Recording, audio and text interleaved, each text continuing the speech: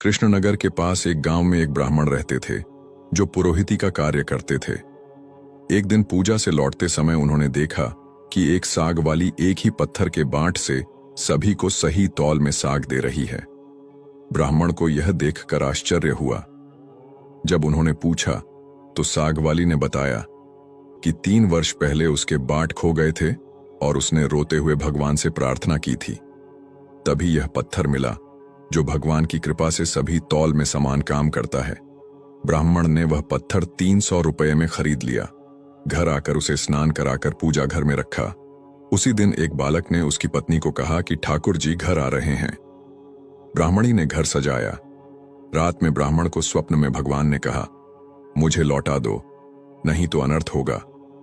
पर ब्राह्मण ने इनकार किया।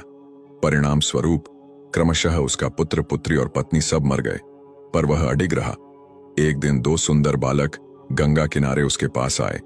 उन्होंने उससे प्रेम पूर्वक बात की और एक मुरली तथा एक दिव्य पुष्प दिया। ब्राह्मण ने वह फूल राजा को भेंट किया। राजा की रानी को वह इतना भाया कि उसने वैसा ही एक और फूल मांगा। ब्राह्मण ने मुरली बजाई, तब वही बालक पुनः प्रकट हुए और उसे पुष्पों के बगीचे में ले गए।